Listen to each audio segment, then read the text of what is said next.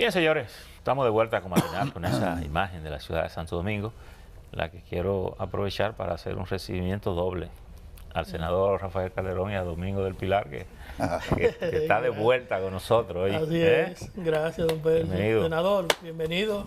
Bien. Un placer tenerlo usted siempre. Buenos días. Gracias por la invitación, Percio, Domingo. Senador. Sé que te fue bien en vacaciones a ti. Así Sí, es. Domingo Hace días que no te siempre veía, yo preguntaba por ti y por Geraldino. Descansa. Pero también estaba de vacaciones. Geraldino estuvo antes y después salí yo. Ah, Así es. Senador, hay muchos temas. bueno. Uno de ellos es el tema del Partido de la Liberación Dominicana. ¿Qué tan sacudido ha quedado con todo este tema de Odebrecht, Marcha Verde?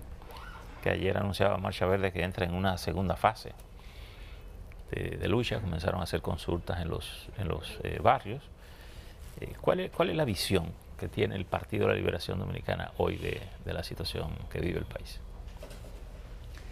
Mira, Percio, yo creo que todo el mundo ve claro que en el sistema de partidos políticos la única organización que tiene la solidez y que tiene la mejor estructura montada a nivel nacional es el PLD. No es que la oposición no tenga fuerza, tiene determinada fuerza. Pero fíjense que en la última concentración de la Marcha Verde, que en el fondo es un movimiento político, aunque se quiera aparentar como una organización de la sociedad civil que presiona en una u otra dirección, es un movimiento político. Y en la concentración que hicieron, que entendieron que fue mucha gente, y evidentemente fue mucha gente, pero ahí no había ni el 1% del 62% que sacó el PLD y el presidente Danilo Medina.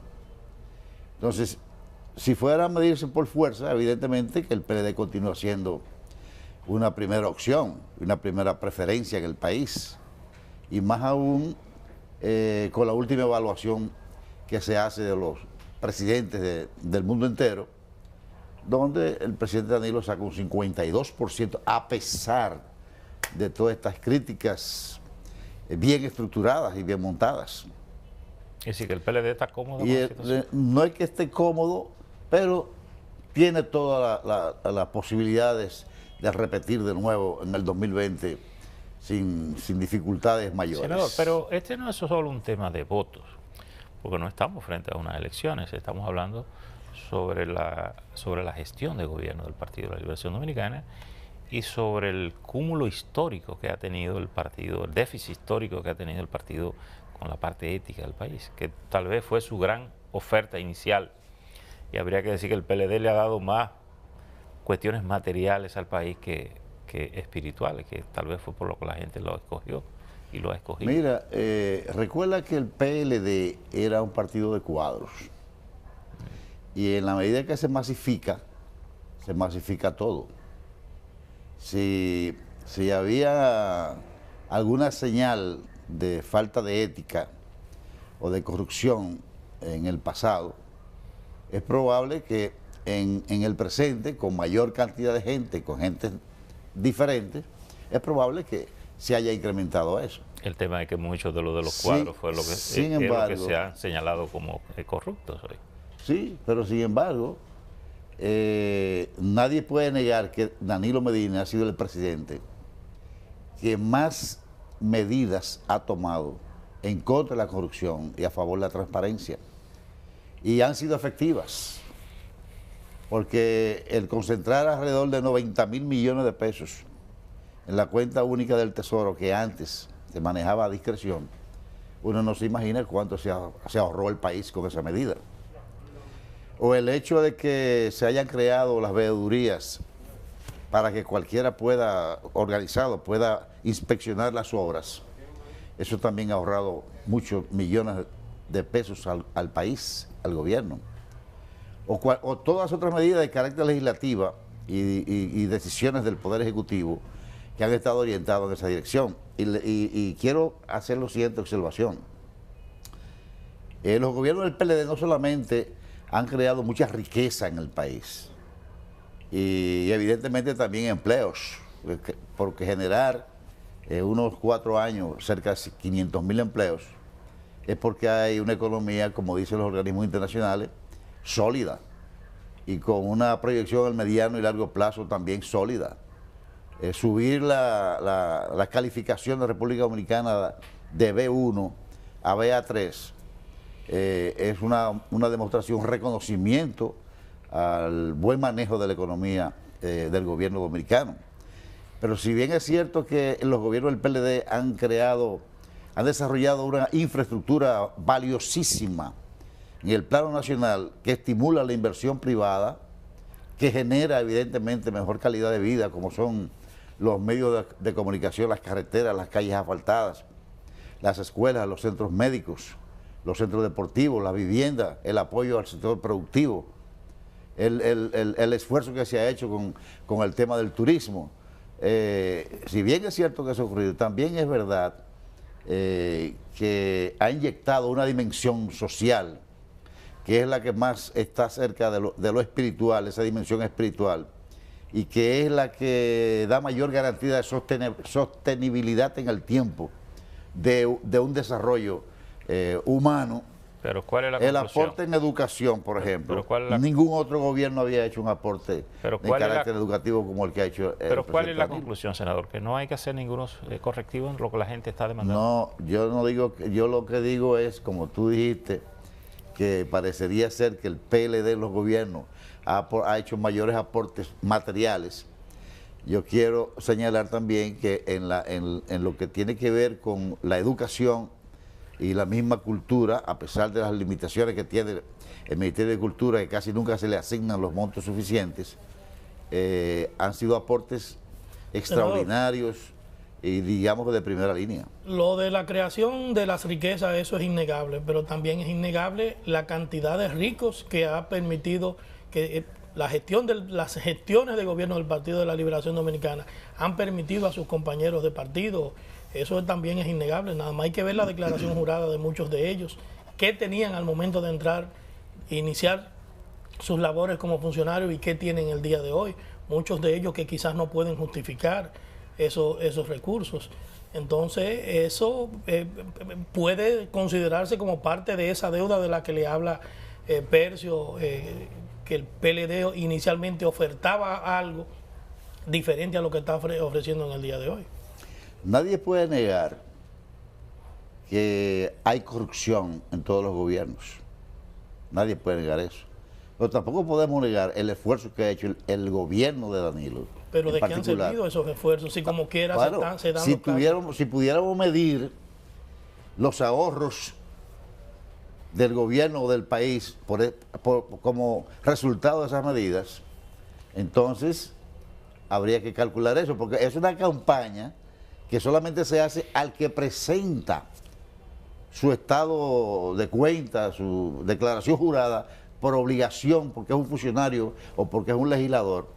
Solamente se evalúa eso a lo que presenta y lo que no lo presentan. Porque manejan recursos del Estado. O manejan recursos del Estado, pero hay otros que no manejan recursos del Estado directamente, que también se han hecho millonarios. ¿Y cuántos nuevos millonarios tiene la República Dominicana en los últimos años? Son miles. ¿Y todos han sido por corrupción? Evidentemente que no. Lo que pasa es también que hay un sector de la sociedad que cree que los políticos no pueden crecer. Que si tú te metiste a político y entraste con soleta, tú tienes que terminar descalzo. No con la misma soleta, sino descalzo. Y no es así. Ahora, nadie puede justificar que tú vas a ocupar una posición que tú tienes que ir a robar. Pero tampoco se puede aceptar que todo el que está en el tren gubernamental o dentro del Estado y mejoró sus condiciones de vida, nadie puede decir que todo el mundo fue porque robó. Ah, mira, ese vivía en un ranchito y ahora mejoró. Pero ¿y cuántos no viven en ranchito y van y cogen un préstamo y sacan una casita de 1 millón o de 2 millones o de 3 millones y vive mejor? Pero nadie puede decir que se robó porque se compró su casa. Pero si es político, inmediatamente es que robó. Pero nadie lo determina, nadie lo puede probar, pero robó. Yo no digo que no lo haya, no digo que no hay gente que efectivamente violenta la ética y se apropia de cosas que no son de él. Los hay. Pero no es que la mayoría son así. ¿Cuántos millonarios? Bueno, a lo mejor son muchos millonarios, pero no quiere decir que todos esos millonarios han sido ladrones ni que han ido a Los robar. señalamientos que ha hecho la gente de la Marcha Verde contra Reinaldo Pared Pérez, Yo creo que es un abuso, una campaña sucia, una campañita que quiere desprestigiar la figura de una persona que se le resalta la honestidad a Reinaldo Pared Pérez. Y todo el mundo lo sabe que es una persona correcta y que ha manejado recursos del Estado y que nadie puede decir que se cogió un chileno. ¿De dónde va a coger Reinaldo un centavo? Pero es una campaña que es malintencionada. ¿Con fines políticos usted cree que tratan Claro, de con fines descalificarlo políticos, porque a ¿cuál fines? a los fines Con de fines 2020? políticos, pero así, la política hecha así no da resultados. Da un resultado adverso al que la hace. Porque es que tú lo que estás es buscando argumentos para desprestigiar a gente que entonces la mayoría de la gente no te lo cree. Porque si te lo creyera la mayoría de la gente, tú quieres desarrollar o crear una percepción de que fulano de tal es un corrupto. Pero si la mayoría de la gente entiende que no, porque conoce la figura, entonces al final el que se va a perjudicar porque va a perder credibilidad, senador, es el que está montando una campaña de esa naturaleza. Senador, como el tiempo no va avanzando, hay temas que no quisiéramos dejar fuera. Se ha dicho que la comisión que conoce la ley de partidos políticos ha consensuado 72 de 77 artículos. ¿Cuáles son los 5 puntos que pueden ser tranques o que están siendo tranques o que están siendo postergados para la recta final? Lo que queda yo creo que no va a ser nudo como para que no se apruebe la ley, pero tenemos que ponernos de acuerdo. ¿Qué es lo que el tema género, por ejemplo. Género. Sí, o sea, el 33%. Sí, el 33% que se establece por ley. ¿Qué es lo que se está planteando mínimo, ahora? Porque es un mínimo de 33%, pues ya llega al 60 o al 70, ¿verdad? Depende del esfuerzo y el liderazgo que tengan las mujeres. ¿Qué se está planteando ahora? Entonces, las mujeres están planteando una proporción del 50%. 50-50. 50-50. Es decir, se le garantiza a la mujer mínimo 50% de las candidaturas. ¿Ustedes qué están proponiendo? ¿Que se deje igual o...? No, todavía es el tema, se está discutiendo en la comisión. No hay una conclusión. No hay una conclusión. ¿Cuál otro tema? El otro tema es el tema de los topes en los gastos de campaña, que también es otro tema bastante sensible, y los controles de los gastos y los controles de los ingresos también. ¿Cuáles son los topes de lo que se está hablando? Bueno, ahora está hablando del 1%. O sea, un partido puede recibir como donación no más del 1% del monto del partido que recibe la mayor suma del gobierno. Es decir, si el partido que más recibe son 500 millones al año, ¿verdad? Entonces de esos 500 millones, el 1% serían unos 5 millones. Entonces sería el tope que pudiera aceptar, digamos, legalmente, como aportes privados. Al partido o a la candidatura. ¿Pero ese mismo partido o esa es la referencia para los demás partidos? No, para todos los partidos sería lo mismo. Pero entonces como que no tiene mucha lógica, porque lo que debería es ponérsele esa limitación a ese que recibe mucho, ponerle esa limitación de ese 1% y que a los partidos que sea el 1% de lo que recibe cada uno. Pudiera ser. Es un problema de equidad. O sea, si tú tienes derecho, tú eres un partido pequeño, tienes derecho a recibir individualmente el 1% de ese total, ¿por qué ponerle el 0.5 al que recibe más? Porque también si tú lo pones en función de los votos que se obtienen o de la población electoral, entonces el resultado fuera peor, fuera menos equitativo. Lo que dice es que la proporción sea igual en función de lo que recibe cada quien. No, por ejemplo, si yo recibo menos y usted recibe más, se supone que usted y yo no deberíamos recibir igual aporte de la población. Pero parecería que se quiere favorecer más a los partidos pequeños. A los partidos pequeños. Sí, claro. Y el otro tema, el problema de equidad. La primaria simultánea también es de los temas que... Ese es otro tema, el de la primaria simultánea. Algunos están de acuerdo con que se haga el mismo día, con el padrón de la Junta, y otros no están de acuerdo. ¿No están de acuerdo con que sean simultáneos o no están de acuerdo con que sea con el padrón de la Junta? Las dos cosas. Hay gente que no quiere que le cuenten los votos. ¿Y el PLD qué es lo que objeta? Porque tengo entendido que hay 2 artículos, uno de los periódicos publica en el día de hoy que hay 2 artículos que enfrentan a los sectores, a las corrientes internas del Partido de la Liberación Dominicana. ¿Ese es uno de ellos? No, ahora no hay ningún enfrentamiento. Nosotros hemos estado discutiendo cada uno de los artículos de la ley con la comisión que nombró el comité político. ¿Cuáles son los otros dos temas? Ese del padrón, ¿verdad? Que al final yo creo que se va a establecer un periodo en el que se puedan celebrar las convenciones, ¿Y el quinto? las primarias de cada partido. ¿Y el quinto cuál sería? Y con los padrones de cada partido. Y el que quiere usar el de la Junta también pudiera ¿Y el usarlo. quinto cuál sería? El quinto tema... El transfugismo. No, ese bueno, tema se dijo el de que quién es el dueño de la candidatura. Exacto. Ese es un punto. No, ese punto todavía no. ¿Cómo se soluciona eso? eso? No se ha discutido porque ese fue un punto que yo planteé. E incluso yo planteé Pero también que la candidatura a senador fueran independientemente de los diputados y diputadas. Pero bueno, parece que constitucionalmente eso no es viable. Que se vote directamente. Si tú quieres un senador, vote por el senador. Exactamente. ¿Y Pero por qué? parece que eso ¿Y por qué constitucionalmente no es viable. ¿Por qué no es viable? No sé, alguien señala algunos artículos ahí que tenemos que verlo más Analizarlo. detenidamente, sí. Y lo de que quién es el dueño también es contrario a la Constitución. Sí, Hay posibilidades de que sea aprobado ya para esta legislatura, es imposible. en este año. En este año En sí, este pero año. no ya en esta Sí, legislatura. sí, porque prácticamente la ley está... Armada. Sí, ahí lo que faltan son... ¿Saben ustedes si se tiene contemplado que el Poder Ejecutivo convoque a legislatura extraordinaria que pudiera ser? Es probable, para está poder dentro de lo- continuar El conociendo Código Penal también estos proyectos. entraría en ese espacio de El extensión. Código Penal habrá que reintroducirlo de nuevo. Pudiera porque Chile, se cayó. pudiera la experiencia de Chile que acaba de aprobarse ahora las tres Causales. circunstancias Las tres causales, servir de ejemplo acá y quitarle el apuro a alguna gente. Yo no sé si vamos a tener que conocer el Código Penal por separado y conocer como ley Lo del el aborto, tema de las causales. la causa. Y tal vez Pero eso ¿y va si a lo pueden facilitar una conocer? discusión más... Pero si lo pueden conocer como ley, ¿por qué no lo conocen como código? Porque si esa discusión te dura 2 legislaturas o 3 legislaturas, pudiera durar porque el tema es conflictivo, entonces el Código Penal también Va a estar supeditado va a estar a eso. supeditado a que se apruebe esa parte. Digo, yo creo que eso sería un planteamiento, ¿verdad?, que liberaría al Código Muy Penal bien. por lo menos más rápidamente. Senador, como ustedes han estado hablando de topes para la ley de partidos, ¿se tiene idea de cuánto cuesta una campaña electoral? Ustedes entre los partidos. ¿Usted ha escuchado alguna Mira, cifra?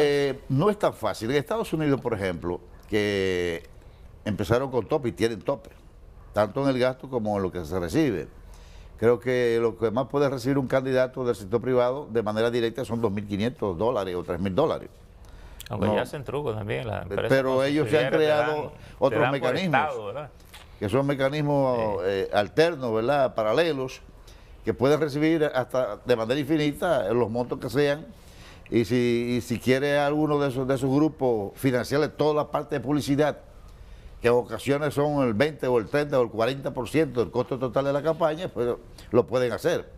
Entonces no es tan fácil determinar cuánto cuesta una campaña a un candidato, pero a una candidatura presidencial, evidentemente que son miles de millones. ¿Se ha No pensado estamos hablando alguna de cifra? 300 millones, 500 millones, tenemos que estar hablando de 3, 4, 5 mil millones, depende del candidato o de la candidata. Si es un candidato con suficiente liderazgo y carisma, los costos generalmente son menores. En el caso suyo, ¿qué cuesta más o menos una candidatura a senador? A mí me ¿no? costó relativamente poco, o tal vez menos que a la mayoría, ¿Por qué? porque nosotros hacemos un trabajo de manera permanente. O sea, nosotros respetamos a la población, al electorado en particular. Usted está Si nos invirtiendo eligieron, permanentemente. al otro día yo estoy en la calle hablando con la gente y buscando cómo ayudar a resolver problemas comunitarios. Yo estoy en el Congreso generando leyes o generando resoluciones o estudiando las leyes que proponen otros o que viene del Poder Ejecutivo, del Poder Judicial, y estoy 24 horas permanentemente en eso. Entonces, cuando tú te pasas los 4 años o los 6 años anteriores, todos los días haciendo tu labor y cumpliendo con tus responsabilidades, evidentemente que tú tienes que gastar mucho menos al final. Senador, a Eso está claro. propósito de leyes, haciendo leyes, y que usted ha ejercido en el Estado algunos roles como ministro de Hacienda, hay dos cosas que aparecen hoy que pudiera llevar al Partido de la Liberación Dominicana o al sistema político a replantear el tema del presupuesto nacional. Una es que se dice Andy Daguar que propone cambiar el sistema de impuestos sobre las rentas por un impuesto a los ingresos brutos.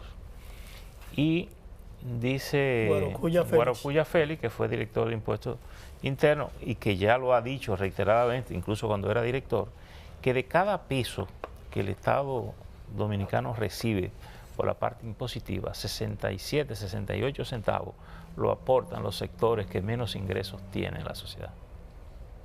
Los más necesitados.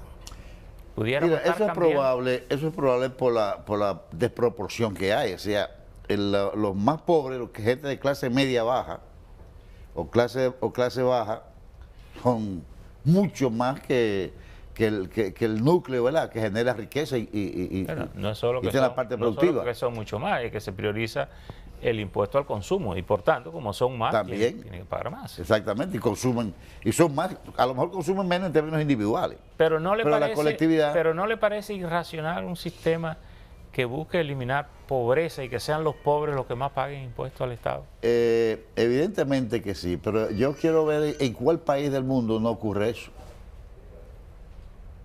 Porque si tú le pones un impuesto solamente al que produce y que el resto no lo va a pagar porque son pobres, y esa es la forma de sacarlo de la pobreza, no sé cómo funcionaría la economía en ese caso.